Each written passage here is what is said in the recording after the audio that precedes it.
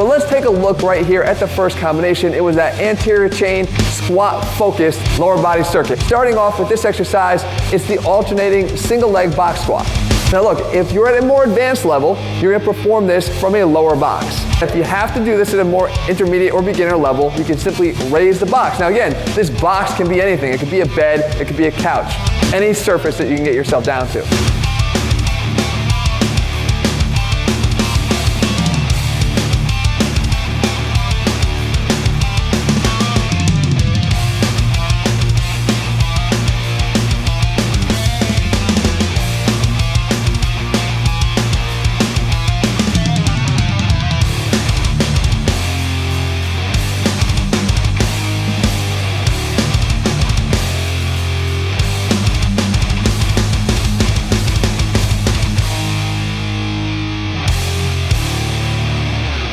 We move on here to something called the 1.5 bottomed out squats. And we talked about in other videos the benefit of working in that bottom range of the squat, in that parallel to below parallel range to strengthen that portion, which is oftentimes the weakest area of the squat. We can do that here again regardless of what level we're at. We take this for the entire minute. Again, if you have to rest pause, you can do that.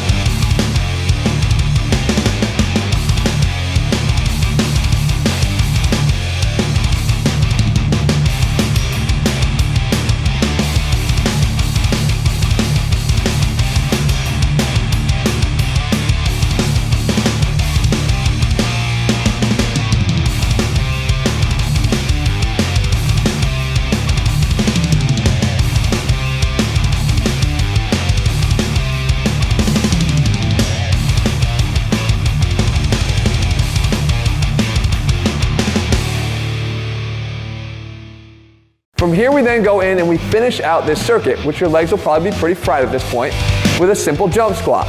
And again, this can be pretty taxing at this point. With other bodyweight workouts, if you had just stopped at the first exercise, or even if you attempted to take that by itself to failure, you could be doing it for a really long period of time. But when you stack them together like this, the cumulative fatigue becomes something that is able to be progressive and overloaded, and that's where the real benefit comes from.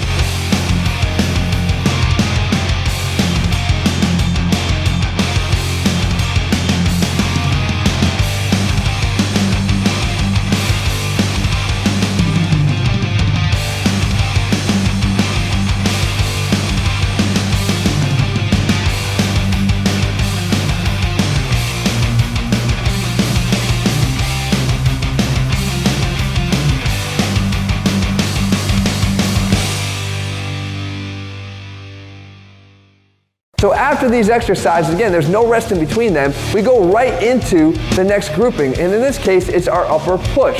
And right off the bat here, we start with a handstand push-up, a shoulder-dominated, very difficult exercise. That being said, if you can't do this, you then simply just do something like this, the power push-away. It's still working the shoulders. It doesn't require as much of your own body weight that you have to lift off the ground, but it's still gonna get the job done.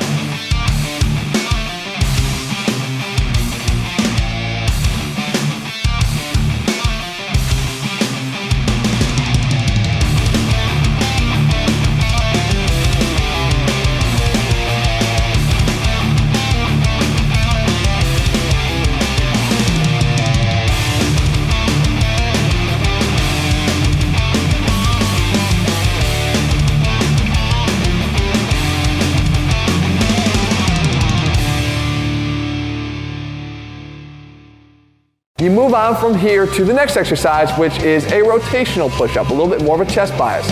And with the rotation, I've mentioned this before, you get that little added relative adduction at the chest to really try to hit the chest as best as we possibly can. Again, realizing that we have limited numbers of exercises that we're using since we have to cover the entire body. And again, if you can't do this, you can simply drop down to your knees and perform the same movement and get the same benefits at a slightly easier level.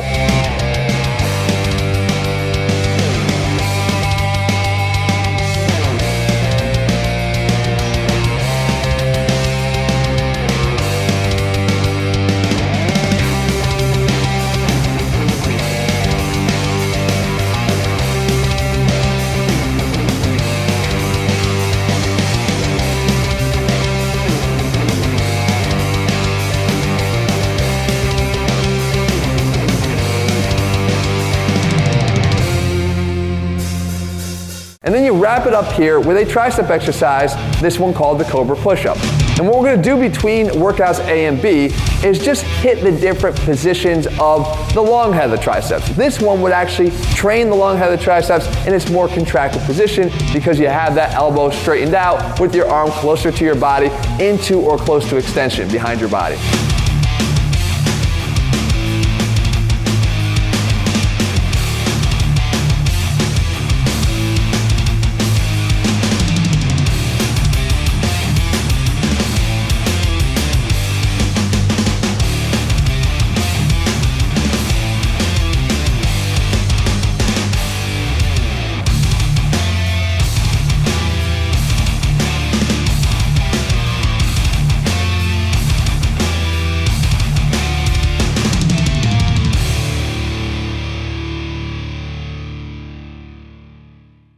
We go back now to the lower body, and in this case now, we have something here called the alternating heel touch squat.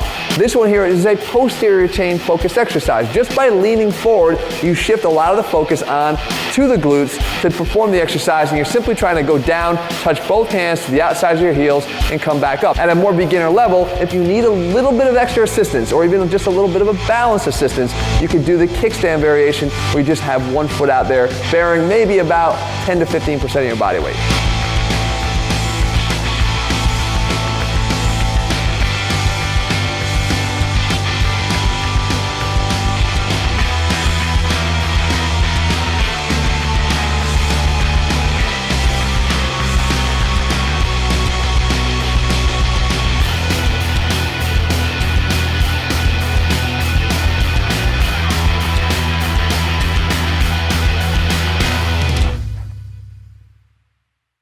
From here we move on to the alternating sprinter lunge.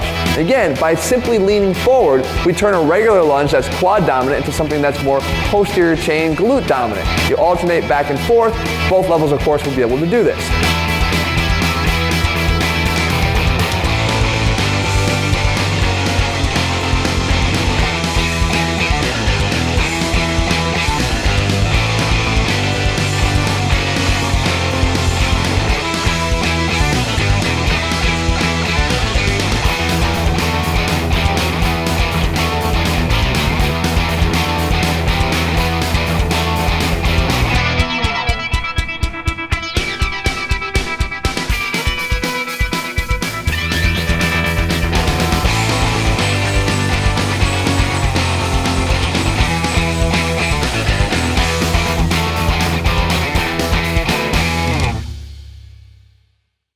And then we wrap it up here with one final exercise, the PLYO sprinter lunge. So we take the same position here, and now we really want to burn it out.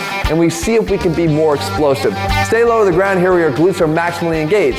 Again, at the beginner level, if you have to, you can simply make that switch at a much higher elevation. So come up out of the lunge a little bit, and then make the switch.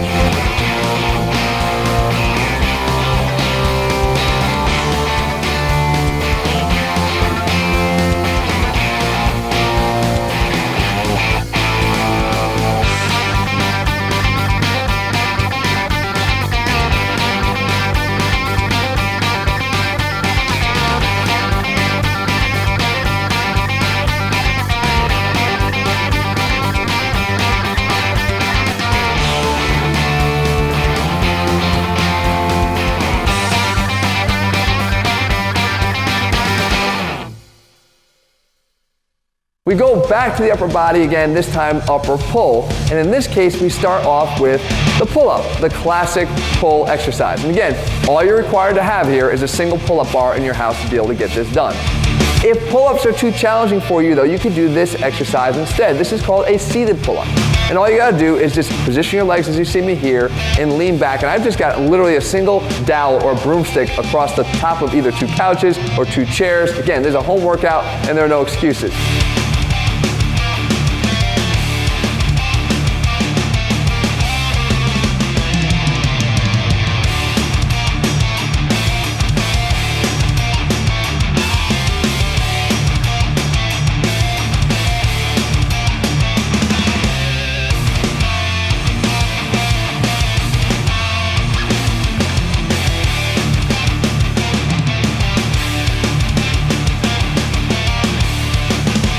From here we move on to the next exercise, the human pullover. Again, this is a tough exercise. This is for the more advanced people doing this. It looks a little bit like the Bruce Lee dragon flag as you see here, but the idea is look at the lats doing the work here.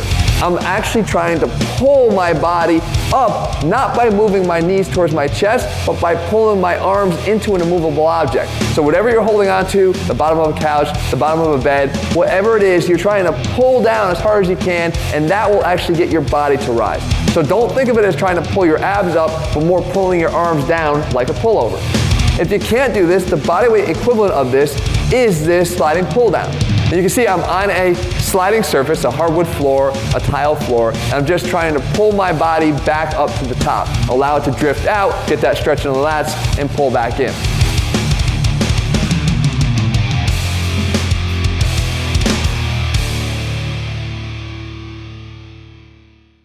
And then we finish with the exercise here, the inverted chin curl. Again, back to that same setup that I mentioned before, and the idea here is not just to pull with your back, but actually trying to pull as if you're curling your body up to the bar to really engage the biceps.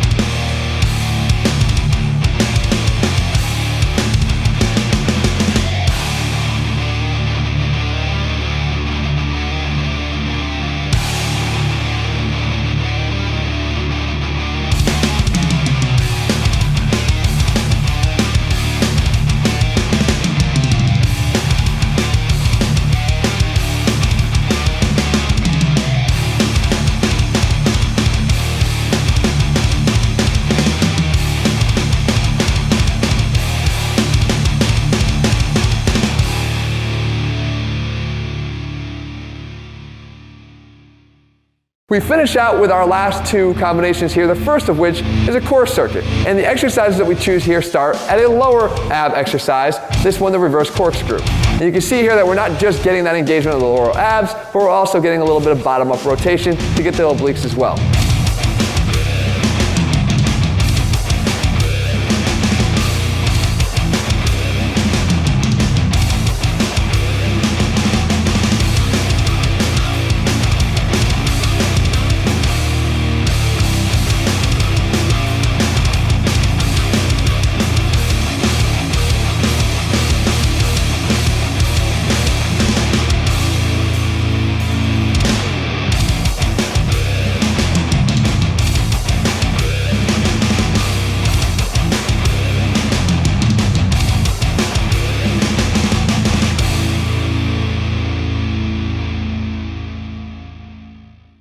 We move up to the next exercise, and that is the Black Widow knee slide. So here we call this a mid-range exercise. I drive my knee in towards my elbow, I slide it up to get a little bit more flexion through the spine. The focal point of the flexion is happening kind of mid-back to engage both upper and lower abs.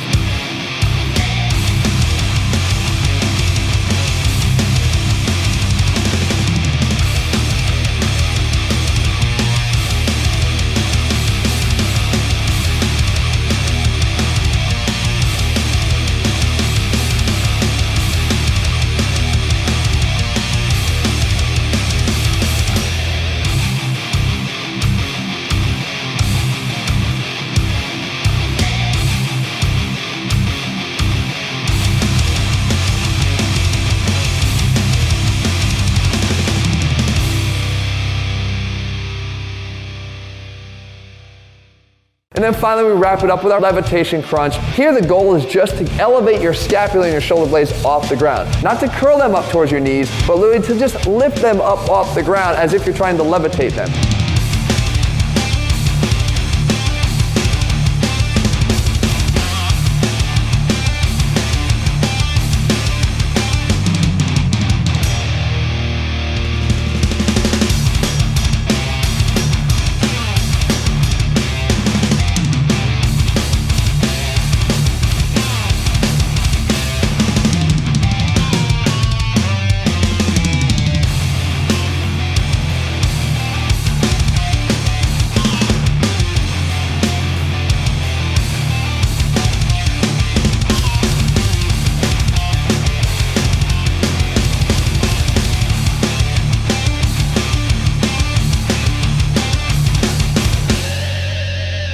then the corrective, as I mentioned, always finding a place into the ATHLEAN-X training programs and in these workouts here, the Angel and Devil.